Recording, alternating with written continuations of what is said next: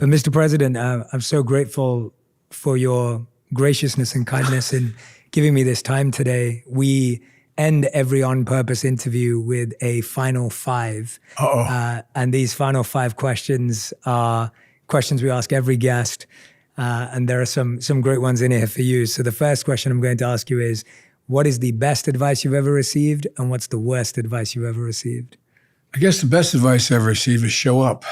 Mm-hmm. Just show up, be there and get up. My mother used to say, Joey, get up. Never bow, never bend, never get up. Just get up. But showing up is just, that's a big part. Mm-hmm. And I guess the worst advice I've ever received was holding a grudge. Because lots of times when people do something that is really not good, it's because they were fearful and they did it. Not fearful of you, but their circumstance. And it gets you nowhere, which means people doubt whether I'm really Irish. The joke inside was, I'm really Irish. But all kidding aside, remembering is important, but holding a grudge is it's not helpful. Very true. Very true. First time for both of those answers. I love it. Okay. Second question. A lot of Americans today are seeking therapy as a form of support. Where does the president seek support and guidance in your own challenges and journey? Well, my best friend is my wife, a woman who has probably had more to do with my success than anyone is my sister Valerie. And my brother Jim. And I think that's the place where I go most. But also, I have a great advantage. Over the years, I've grown to have some great relationships with people I've worked with and or one of my staff. Mm-hmm. And I think most of my staff would tell you, the senior staff, is I don't treat them like they work for me. I treat them which they are. They know the reason I hire them. I want them to know more than I know. Mm-hmm. And there's some things that that I seek advice from a religious perspective. Mm-hmm. But that's really personal. Yeah, beautiful. Okay, third question. I believe it's been said that you told your first wife when you met her that you wanted to be, or one day you would be the president of the United States. Is that true? And no, it's not true. I love it. I read all this. What I did tell her. Yeah. And and the same with, no man deserves one great love, let alone two, for real. The two women that I married, one passed away, were women I knew when I went out with them the first time. I wanted to marry them.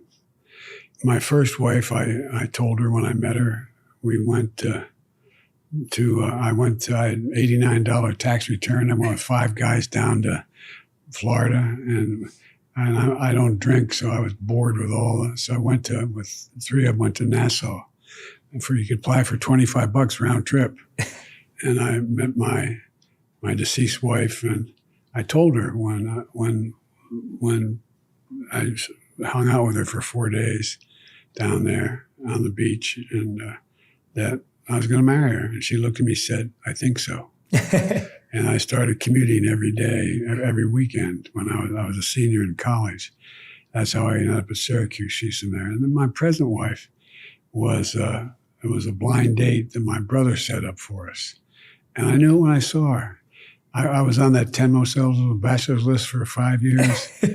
And it's not a fun thing because there were a lot of, don't get me wrong, a lot of nice people, but I'd kind of given up on thinking I could have and I got this blind date. I'll never forget my brother said, you'll like her. She doesn't like politics. Anyway. I'm glad I asked that question. Question number 4. This is very important to social media. So the question is, there are so many shows today based on the presidency, the White House, mirroring it, shows on TV, streaming platforms. Which one is the most accurate and which one is the least accurate? Mission Impossible. The most or least? Most. Look, one of the problems I have is I don't watch much television. No, and it's not because I'm above it or anything like that. It's just that, for example, for 36 years after the accident occurred, and I commuted every day, 300 miles a day. And the press actually, I got to know all the conductors so well, they became friends. And one day as vice president, I was going home on the train, which the Secret Service doesn't like because there's so many opportunities to interrupt the train.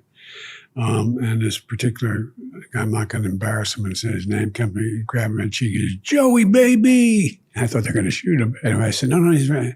He said, "I just read in the paper, you traveled 1,100,000 miles on Air Force planes," because you got to list how many miles you travel on. And he said, "Big deal." He said, "Joey, we had a retirement dinner." He said, "You know what? You figured out. You know how many miles you travel on Amtrak?" I said, "No."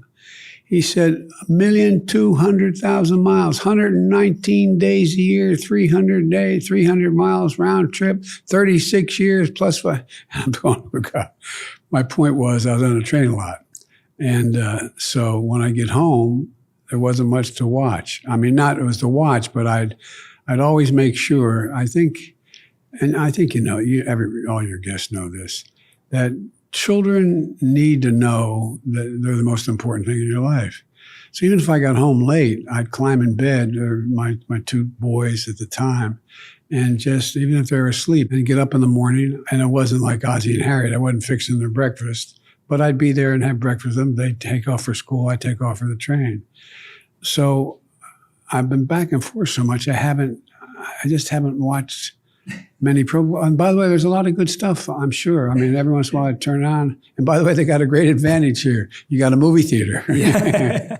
Inside? Yeah, and they tell me I get this list what movies are in, and we have the new one that's the Oppenheimer? Oppenheimer, yeah. I haven't seen it yet. I haven't either, yeah. They're the movies I see these days. I get to see them at night once in a while. Okay, very nice. Amazing. All right, a fifth and final question. We ask this question to every guest who's ever been on the show, but it truly is unique asking you this question.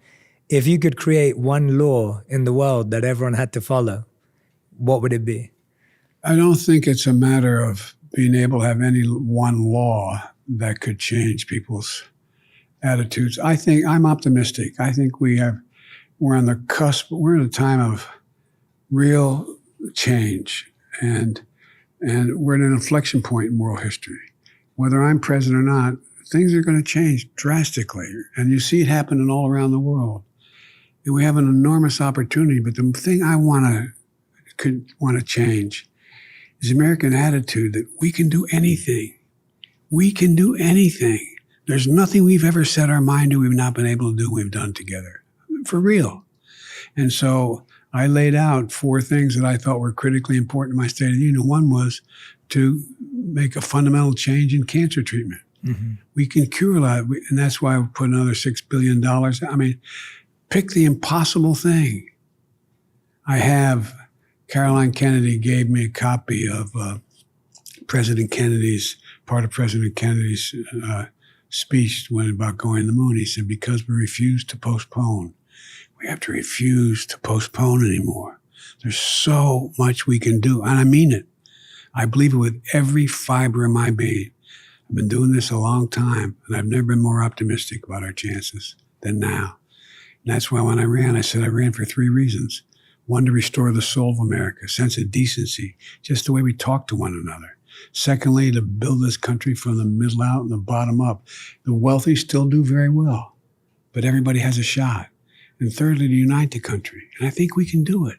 I really, genuinely do. And but then again, as my often referred to, I'm a cockeyed optimist, but I really believe it.